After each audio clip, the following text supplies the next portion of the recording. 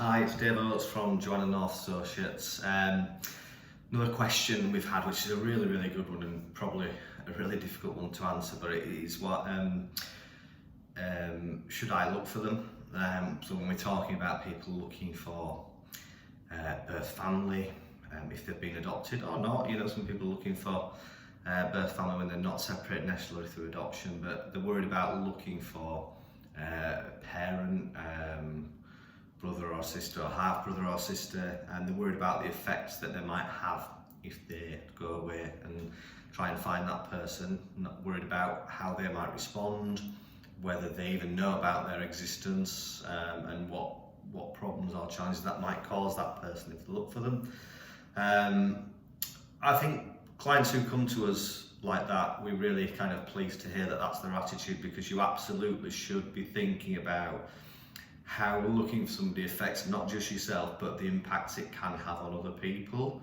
And that's, it affects more than just you as the person looking. It affects more than the person you're looking for, because it can affect them and the people that are around them, their immediate family or their nearest and dearest. And it's the same for the person looking as well. So you have got to, sort of take into account these things. I wouldn't say necessarily those things should stop you, because ultimately if you're looking for somebody who you feel is really important for you to try and find and let them know that you would like to find them, there is nothing wrong with that in itself, unless you know something specifically that might mean that it wouldn't be a good idea to find them.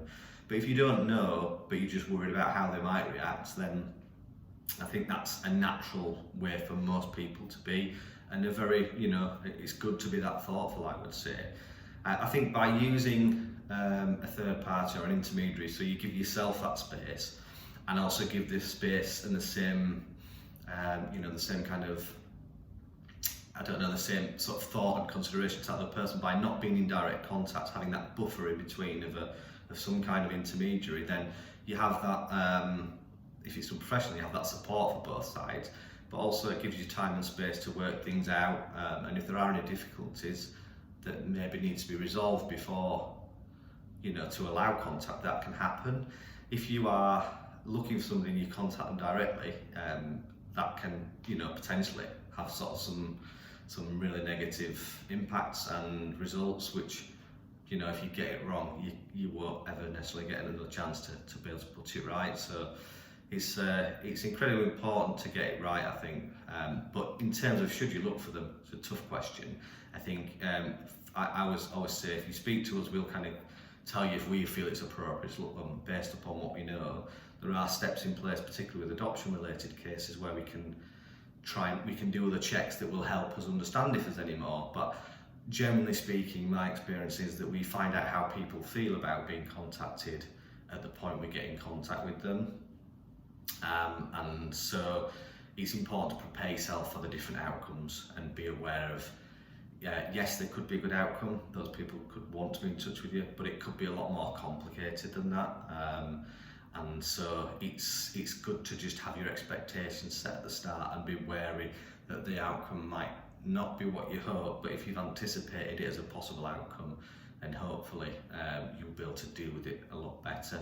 So I hope that answers that question. It's a really good question. It's a question we think about every single day here. So we have to look at each case on its individual merits. But in terms of if you should do it, it's if it's something that's really important to you and you're not aware of anything that would be obviously detrimental, then I think you have the right to question and look into it more.